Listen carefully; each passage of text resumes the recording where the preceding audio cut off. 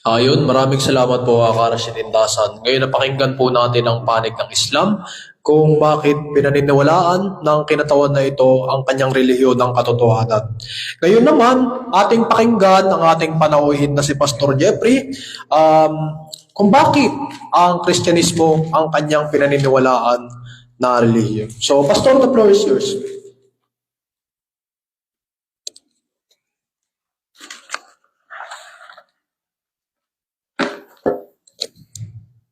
Sa ginawang poster ni nakapost do sa Tigaras yun, medyo parang mas matangkad ako sa kanya, di ba? Pero pagkasado, mas maliit po ako.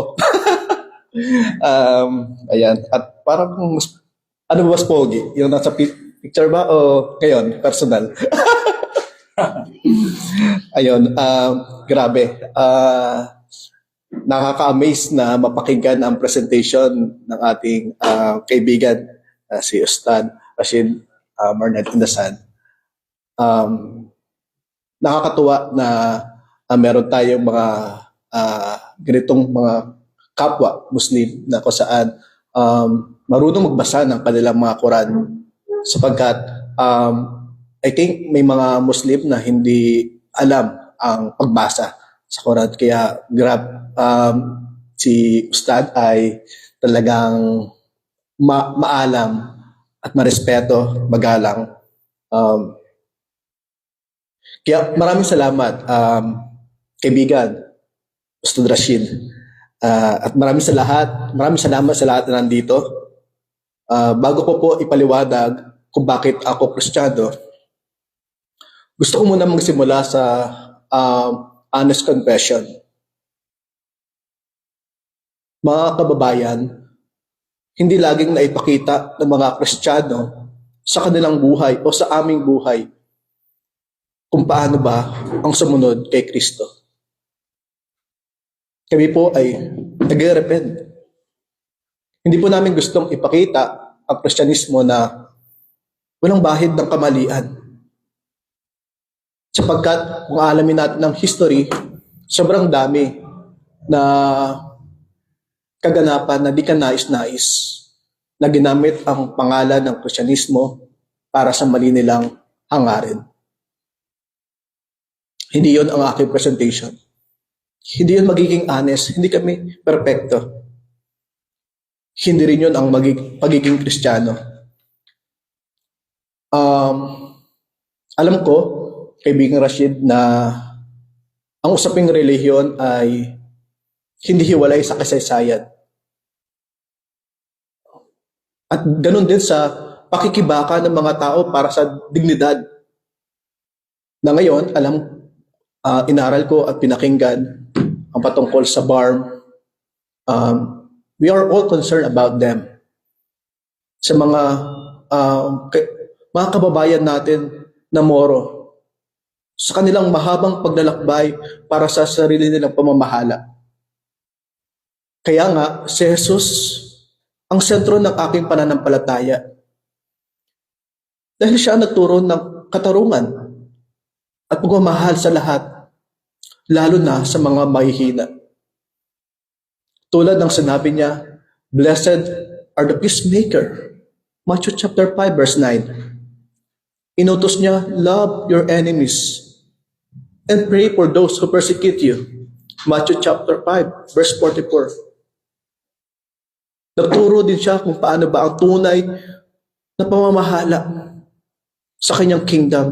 At hindi ito sa pamagitan ng dominion o siya ang pinaglilingkuran, kundi sa paglilingkod. Siya ang naglilingkod. Mark chapter 10 verse 42 to 45, ang buod neto is, "Whoever will be great among you must be your servant." Sinabi rin niya that sa John chapter 13 verse 34 to 35, people will recognize his disciple by their love. Nanalangin din siya na magkaisa ang mga mananampalataya upang manampalataya ay ang iba pa. Pero pag tinignan natin ang Christian history, lalo na ang late antique, kung saan umusbong ang relihiyon ng Islam. Makikita natin na ang mga simbahan, churches, mga mananampalataya ni Kristo ay hati-hati. Malapit sa political power. At kung minsan ay mga hostile. Maging sa kapwa Kristiyano. Mga kapatid, hindi nito ay pinapaliwanag ng buo kung bakit umusbong ang Islam. Pero dapat natin makita na bahagi ito ng kanilang religious environment. Ang mga Kristiyano ang nakita ng mga unang Muslim ay Kristiyano na hindi nagkakaisa. Kristiyano na hindi sumusunod sa salita o sa mga utos ng Panginoong Hesus. Kasabay nito, dapat malinaw ang distinction na ang kabiguan ng mga Kristiyano ay hindi po ito ang kabiguan ni Kristo. Kapag ang mga Kristiyano po, kami po ay naging violente, mapanghusga,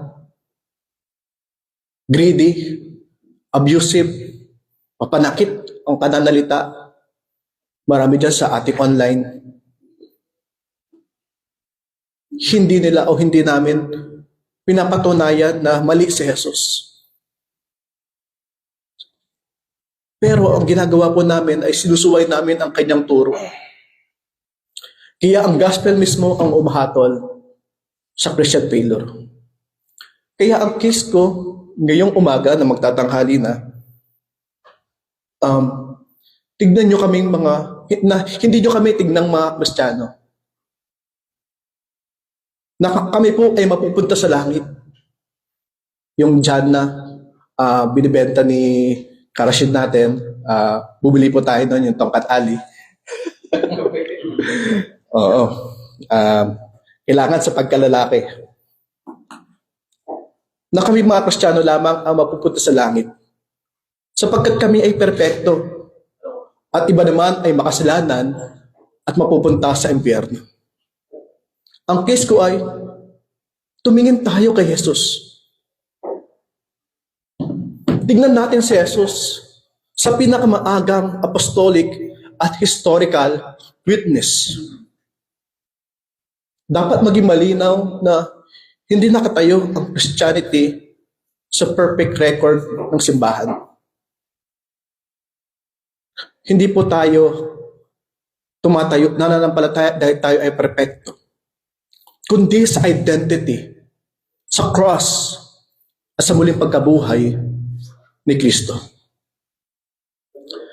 Now, pumunta mo tayo sa late antique world kung saan umusbong ang Islam para bigyan tayo ng historical background. Pero bago pala yun, sasabihin ko muna ang aking affirmative thesis kasi medyo mahaba ito. Noong ako po ay nagprepare, sabi ko parang 3 oras ang aking first na presentation and iniglaan ko po ito. Pero para hindi po tayo maligaw, babanggitin ko po ang aking affirmative thesis na naniniwala ako sa Christianity because the earliest source, yung mga nauna pong mga document, ay nagpahayag na si Jesus ay ipinako, na ang kanyang mga tagasunod ay pinukulama na siya po ay muling nabuhay. At ang mga Hudyo na nananampalataya sa monotheism, kino-confess na siya ay Lord. Mamaya, aralin natin ang ibig sabihin ng Lord. Tama yun na sinabi ni Karashid kanina na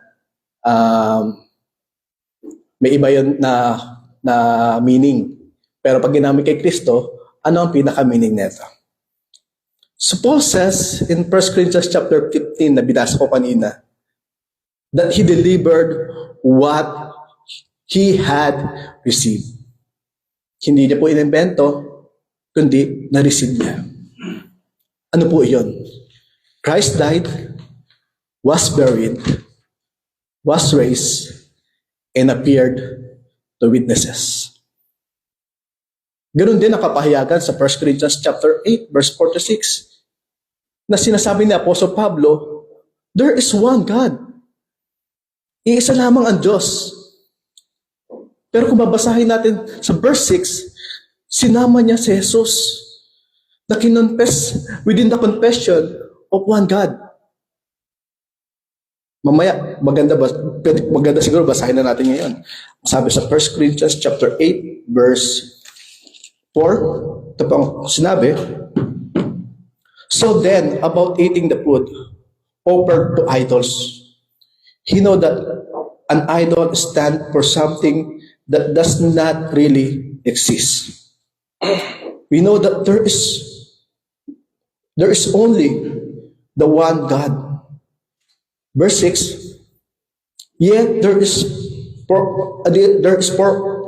us only one God, the Father, who is the creator of all things, from whom we live. And there is one Lord, or only Lord, Jesus Christ, through whom all things were created, and through whom we live. Grabe, no? Yung sinabi doon. The Father is the one na from all things created and we live. At ganun din kay Jesus, na all things were created and through whom we live.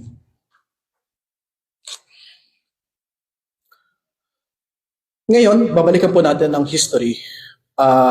Ilagay lang natin sa isip yun yung historical account patungkol kay Kristo, yung kapahayagan, yung tradisyon. Balikan muna natin yung history kung saan nagmula ang Islam. Para bigyan tayo ng hiwalay na pangunawa patungkol sa ano ba ang Kristyanismo at ano ba talaga ang mga Kristiyano. Una, umusbong ang Islam po sa mundo ng masalimuot na mundo ng late antiquity. Para maging patas po ang ating friendly dialogue, hindi natin dapat i-imagine na si Muhammad ay nag-preach in a religious vacuum. Na para bang hiwalay ang Arabia sa natitirang bahagi ng mundo. Meron pong konteksto kung paano na-receive ni Muhammad ang Quran. At ano yung konteksto niya? Ano yung mundo na ginagalawan niya? Dapat natin maunawaan ito para maunawaan natin ang Islamic religion. Sabi ng mga historian, ang Islam ay nagsimula sa masalimot na mundo ng late antiquity, roughly around 3rd to 7th century, na kung saan ang mga namumuno during that time ay Roman Empire, na tinatawag na Byzantine Empire, the Sassanian Persian Empire, the Kingdom of Aksum across the Red Sea, Jewish communities, multiple Christian churches, maraming mga uri ng Kristiyano, Arab political network, may mga trade routes din, pilgrimage, nandun din, and competing claims to religion.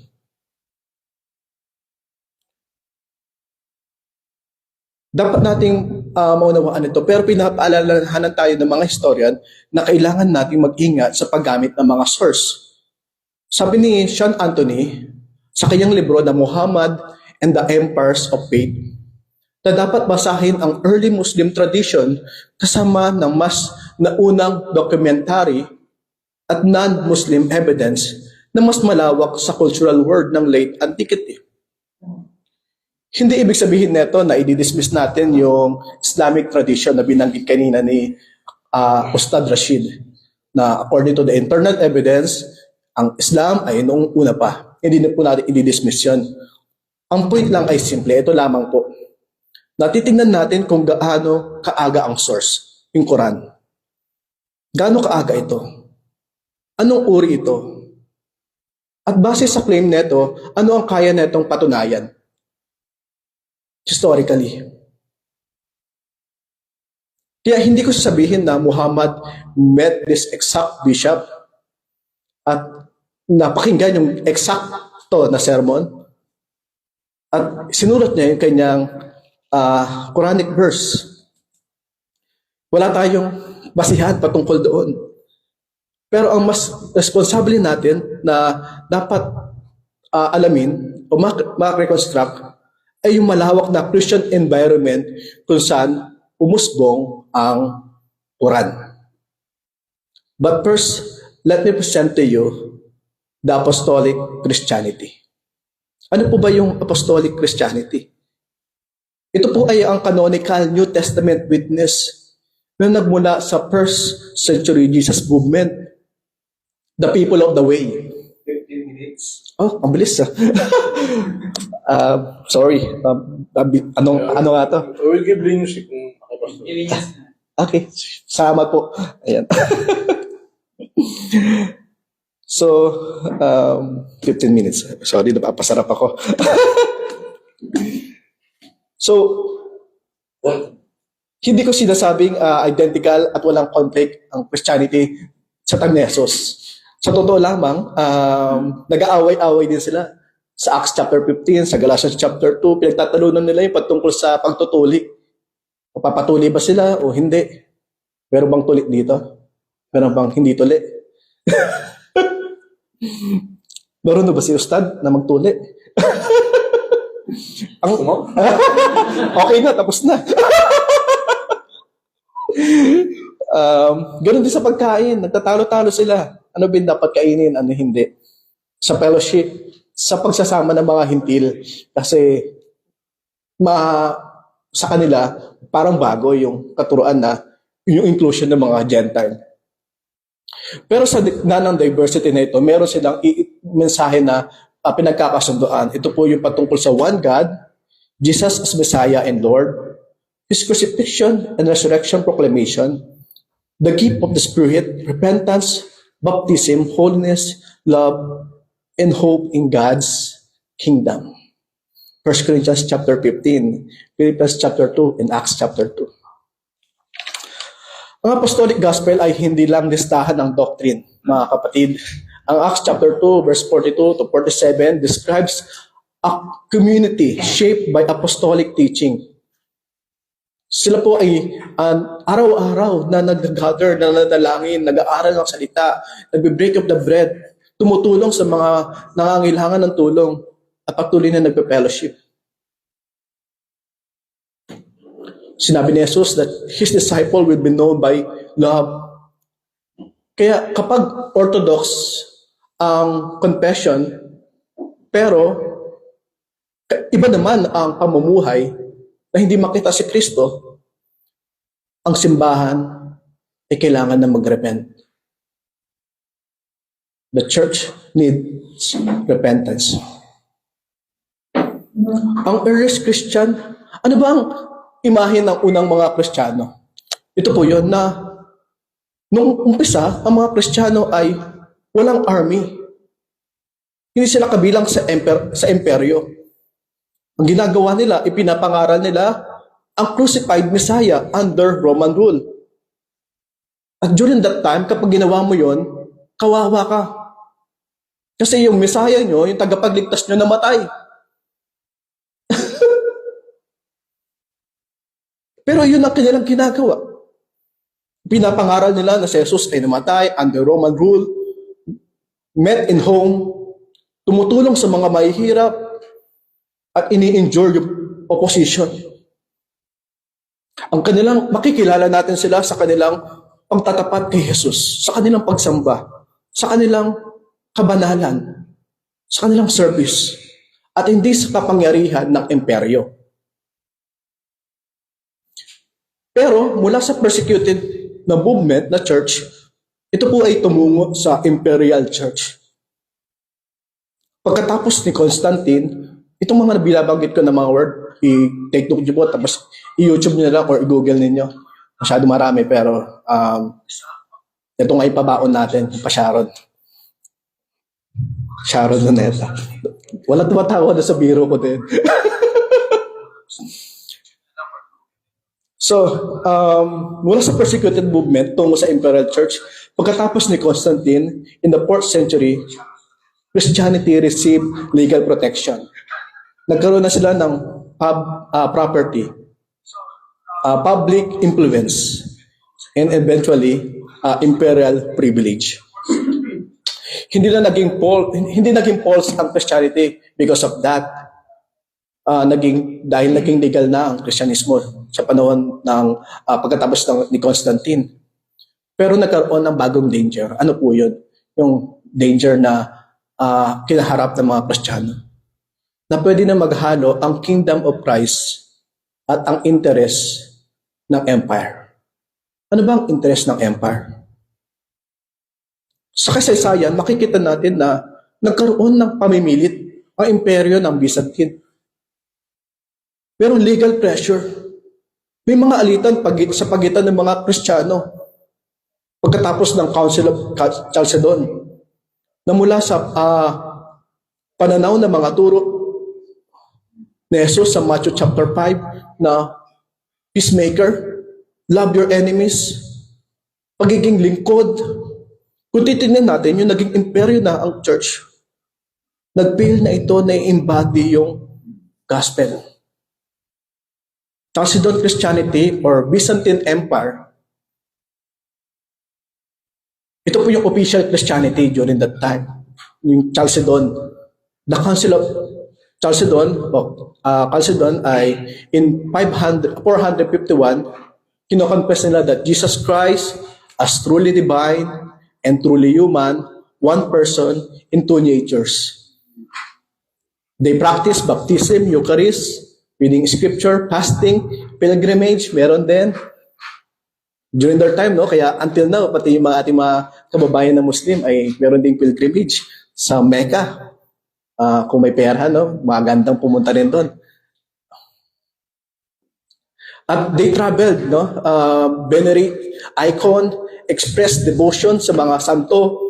In short, they preserve major apostolic conviction. Pero iba-iba po, mga kapatid, ang pamumuhay ng ordinaryong believers during their time. Ang problema po ay yung close alliance ng church at ng empire. At ilang minuto na lang ako. 8? Pwede pa dito ko na lang. Pwede pa dito ko na lang para ano. Makita niyo yung Oo. Ano ko. Yan. Yung po ang problema na nagkaroon na ng close alliance ng church at empire. Emperors funded church, called councils, enforced religious policies, at madalas, pinaparusahan nila yung hindi sumasang-ayon. Kaya pwedeng makita ng outsider na Christianity, na yung Kristyanismo, hindi lang sa pamamagitan ng cross, ng gospel, but through imperial officials, legal pressure, taxation, and armies. Mahalaga ito sa Christian-Muslim history. Kasi during Muhammad's lifetime, ang Byzantine was the powerful neighbor Christian empire. Sa Surah Al-Rum 32-4, basahin niyo po yun, binanggit ang pagkatalo ng Romano at inaasahan nilang muli na pagbangon. After ni Muhammad mamatay ay nagkaroon po ng Hashidun conquest at natalo po yung Byzantine at Yarmouk in 636. Kaya mahalaga ito sapagkat ito ay mahabang paglalaban ng mga Kristiyano at Muslim. Kumbaga. So the balanced conclusion is this.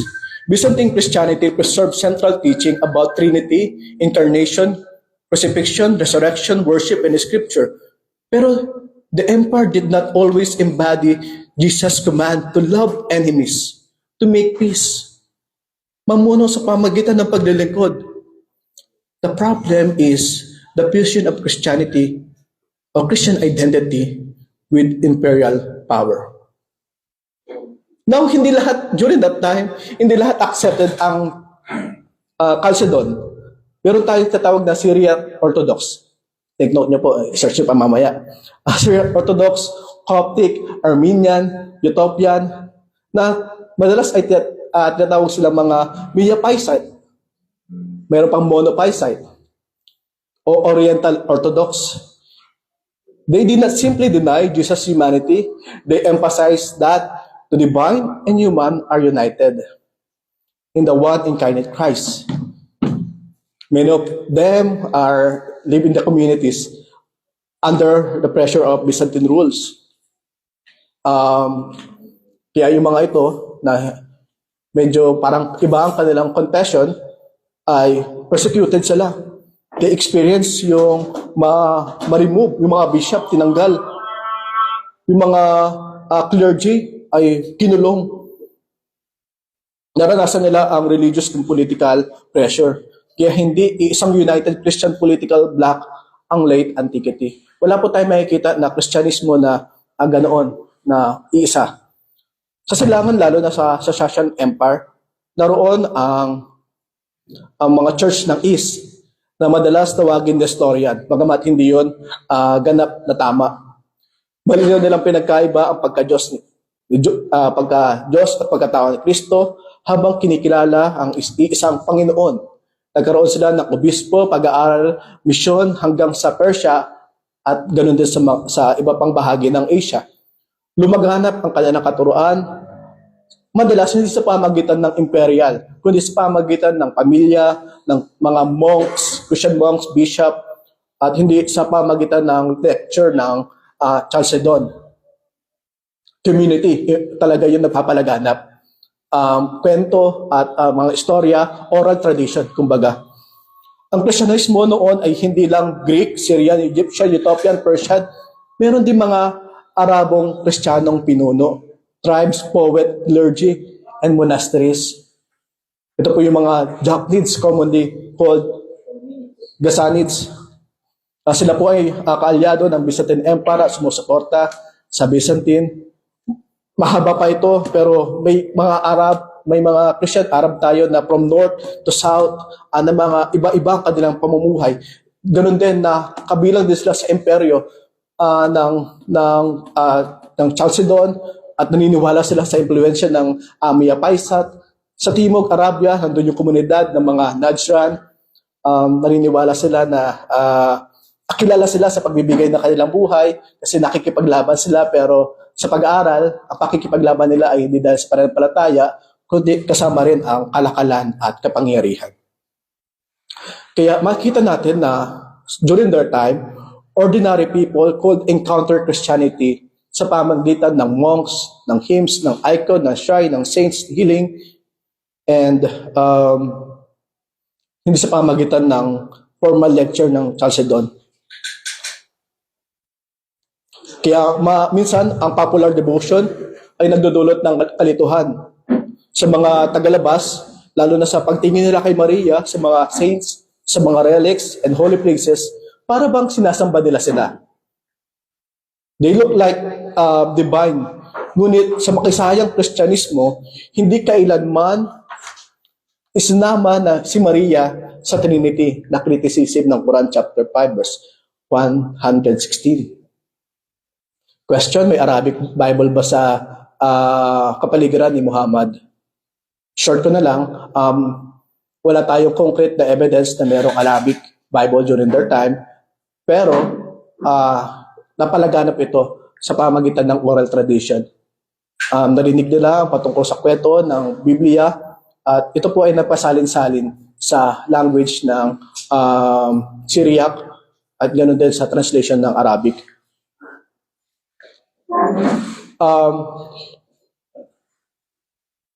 Kaya hindi natin tiyak kung sino ang mga Kristiyano o ang mga Kristiyano na nakilala ni Muhammad o kung anong eksaktong aral ang kanyang narinig. Ngunit masasabi natin na lumitaw ang Quran sa iba't ibang tradisyon ng Kristyanismo. Kabilang ang Chalcedon, Mia Paisat, East, Syriac, Arab, Ethiopian, Gnostic at iba pa. Gaya ng sinabi ni Valentino, halos imposibleng bigyan ng simpleng definition kung ano ang ibig sabihin ng pagiging Kristiyano sa Arabia noong late antiquity. Christian identity could involve baptism, liturgy, patronage, political alliance, devotion to saints. Now, can I have 5 minutes more? Okay lang? Okay, so ipuso na natin. I would like to acknowledge the presence of Professor and Pastor, my beloved friend, Ricky Ronquillo, ng PCU, no? Mga Methodist po natin. No? Professor po siya, at the same time, Pastor po siya ng Methodist. At yun din po, si Brother Den. Ayan po, at maraming salamat po sa pagdala. Pasensya na. Ayun, maraming salamat at sa inyo pong pagdalo. And we acknowledge your presence sa napaka-importanting event na ito. 5 minutes, Karashid, okay lang? Para matapos ko to at hindi naman tayo nagmamadali. Okay lang, no? Tapos direct, tapusin natin yung questionnaire. At tapos, salam muna tayo. Kain muna tayo. Oo, yeah. Tapusin natin yung Q&A. Okay. So, balik tayo. Hindi nagsimula ang Christianity sa panahon ng Byzantine. Hindi po sa panahon ni Constantine at mga church council, kundi kay Jesus of Nazareth, crucified under Pontius Pilate. Paul says that he delivered what he received. Christ died for our sin, was forced and raised, and appeared to witness in 1 Corinthians chapter 15, verse 3 to 8. The language of receiving and delivering, ang pinupunto po nito ay meron ng established tradition, not a private invention. Isinalisay ng 4 na gospel ang crucifixion ni Jesus in Mark chapter 15, Matthew 27, Luke 23, John 19. Ganun din si Tacitus na isang non-Christian Roman writer. Sabi niya, inaalala rin natin si Christus was executed under Pontius Pilate in Annals 1544.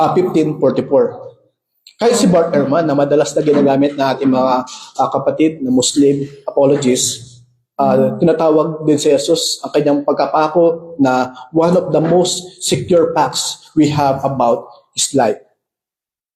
Secure po ito na record. Ang dominant classical Sunni interpretation of Surah An-Nisa chapter 4 verse 157 ay nagsasabing si Jesus ay hindi ipinako sa krus. At madalas din dinadagdagan na may ibang taong ginawang kamukha niya, bagamat hindi tahasang binanggit ng Quran kung sino ang kapalit. Ang magalang kong historical question ay, why should 7th century document control denial control multiple first century source that place the cross at the center? Bakit ang 7th century na Quran ang tamang pagtatala patungkol sa history compare sa mga early document that we have? Christian documents na even non-Christian, mga historian. Ito po external question. Sa internal, wala tayong question doon. Binanggit kanina. Pinapahayag ng Christianity na God raised Jesus from the dead. Historically, we can establish that resurrection proclamation appeared very early. That Paul named Cephas, 12 disciples and others. Sabi niya pa doon, iba pa ay buhay, tanungin niyo sila. At ito pong pananampalataya na ito ay sobrang aga. Bilang Christian, I confess that God truly raised Jesus. Ngunit dapat din natin maging malinaw sa usapin ng history na hindi kayang patunayan ng history ang resurrection. Pero may record patungkol sa bakit ganun yung response ng mga follower niya. Because what they confess that Jesus rose again. Kaya dito tayo tanda ko ulit sa aking affirmative case. Christianity is not true because every Christian empire, church, or preacher represented Jesus well. Hindi po ang Kristiyano totoo dahil kami po ay mga talagang perfecto sa aming pagsunod kay Kristo. Christianity is true because the earliest apostolic witness is the truth that one God acted in Jesus, the Messiah, who was crucified, raised, and confessed as Lord. Hindi iniisip ng unang Kristiyano that they were replacing God of Israel. Hindi nila pinapalitan. Hindi sila dumutungo sa monotheism to polytheism. Nagdadagdag si Jesus ay isang kasama sa Diyos. Jesus himself affirmed Shema. There's one Lord, our God. There is Mark chapter 12:29. The Lord our God, the Lord is one. Paul says there is no God but one. That includes Jesus' confession, one God, the Father, and one Lord, Jesus Christ. Grabe, no? The Lord, our God, the Lord is one. And Jesus, our Lord, Jesus Christ. Ganun na sa Revelation chapter 5, that the worthy is the Lamb who was slain. They are worshiping the Lamb who was slain, pertaining to Christ. Kaya hindi nagsimula ang Christianity sa Trinity abstract puzzle. Ito po ang later technical formulation lamang at sa pamagitan ng pag-affirm o pag-uphold sa ano ba ang ina-affirm ng Biblia, that God is one and the Father and the Spirit are revealed in God's saving action. Hindi identical ang vocabulary ng every first century Christian, pero remarkably in early elevated claims about Jesus written monotheism. Kaya inaanyayahan ko ang Muslim friend ko, Ustad Rashid, at ang lahat na nakikinig, huwag tumingin sa example namin mga Kristiyano because Jesus Himself condemned us. Bumalik tayo sa earliest witness. Tanungin natin sino si Jesus, ano nangyari sa Kanya. Ano ang pananampalataya ng first Jewish follower?